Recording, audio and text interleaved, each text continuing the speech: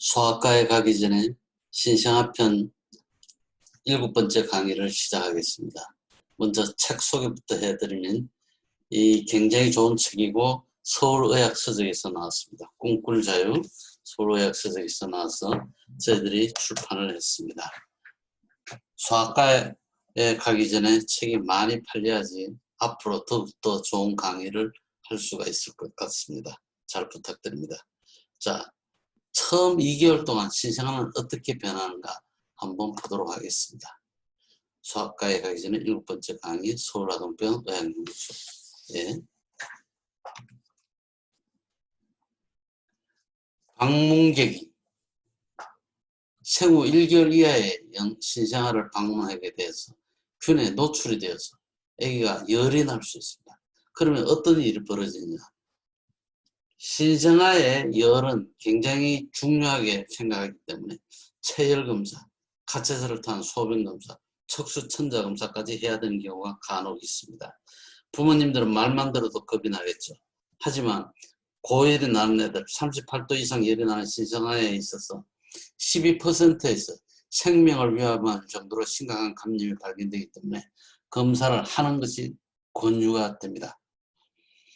심각한 감염과 온갖 검사를 다 피하려면 생후 4에서 6주까지 아기를 세균에 노출시키지 않는 것이 중요하고 방문을 자제해 주어야 되는 게 좋겠습니다.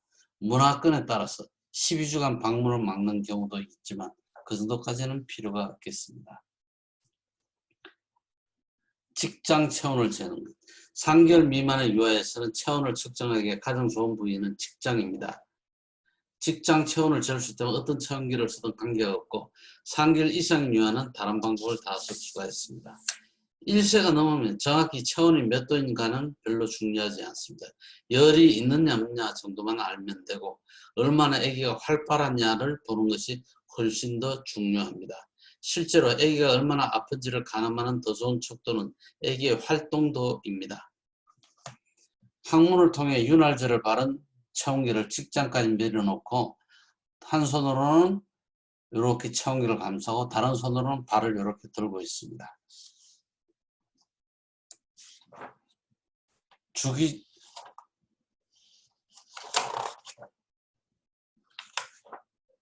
주기적 호흡. 네.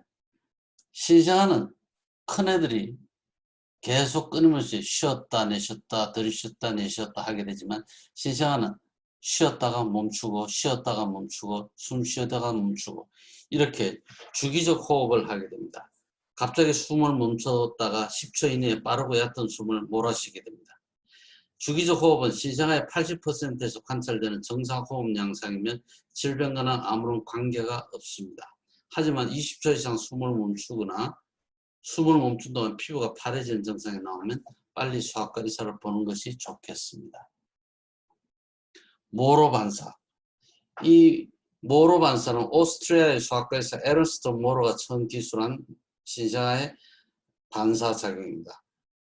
큰 소리, 갑작스러운 자극을 받거나 허공에서 갑자기 5에서 10cm 정도 아래로 뚝 내려밀게 되면 나타나는 반사작용이 모로 반사입니다. 완벽하게 정상적인 반사 행동이면 생후 4, 5개월이 되기 전에 한 번쯤 이런 행동을 보게 됩니다. 6개월이 지나서도 모로 반사가 남아있다는 소아과 의사를 만나보아야 합니다. 영아산통. 영아산통은 건강상 다른 문제가 없는 3개월 미만의 아이가 하루 3시간 이상 우는 일이 일주일에 3번 이상 있을 대로 정의합니다.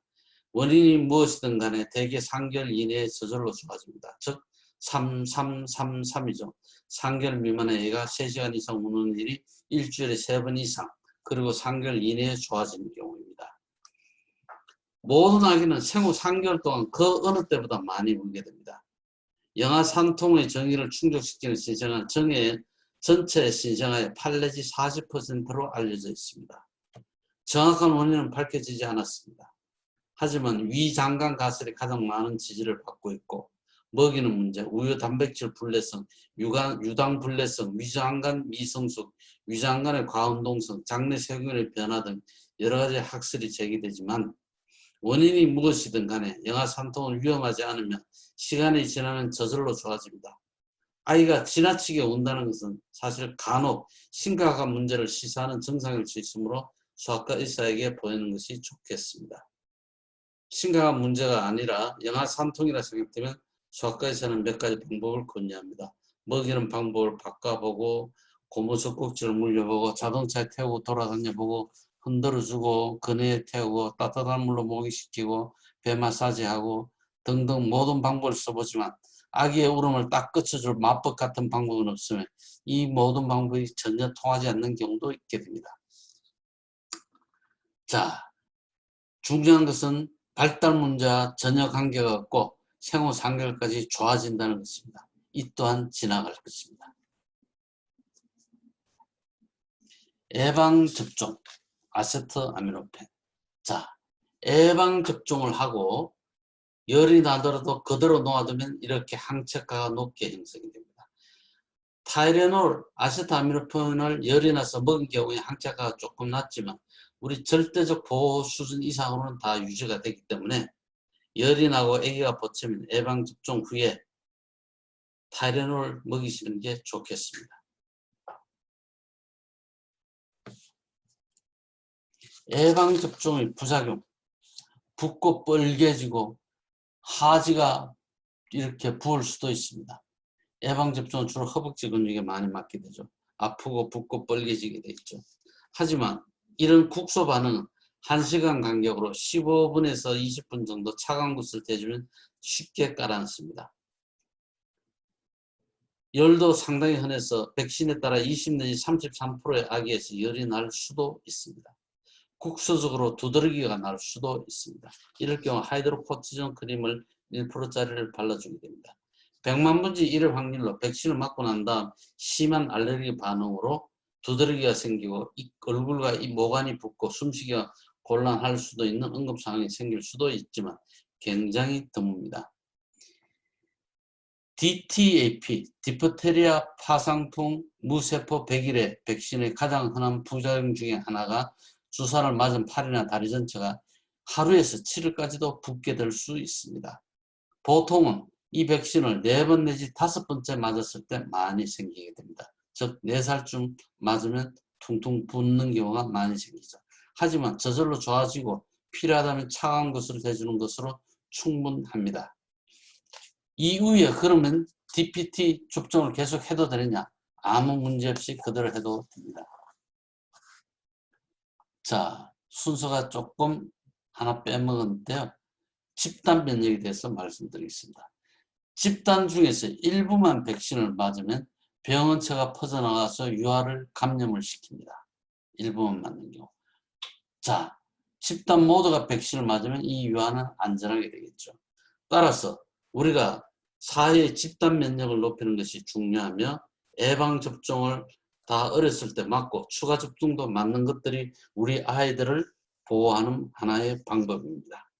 추가 접종 대표적인 게 DPT 그리고 백일의 수두 등이 있으니까 추가 접종을 맞고 우리가 모두 집단 면역을 높이는 것이 중요하겠습니다.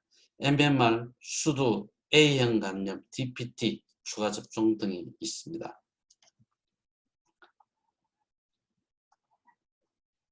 정상 발달표, 이 굉장히 중요한 사안입니다. 정상 발달표. 나이에 따라서 이렇게 발달을 해주면 제일 좋은데 좀 늦는 경우가 상당히 많이 나옵니다. 이 정상 발달표에 나오는 이 모든 지표를 그 시점에 달성하는 애기는 매우 드뭅니다. 머리와 몸통의 움직임, 뒤집기, 앉기, 기고, 걷기, 팔과 손의 움직임, 보기, 듣기 다 이 시점에 다 제대로 달성을 하느냐? 그렇지 않습니다. 모든 아이가 자기만의 독특한 방식에 의해 성장 발달한 점을 항상 기억하고 기다리면 대부분 큰 문제 없이 다 따라잡게 됩니다. 하지만 어떤 범주든 2, 3개월 이상 뚜렷하게 늦어지거나 특히 이 다양한 범주에서 발달이 늦다면 소아과 의사를 만나는 것이 좋겠습니다. 감사합니다.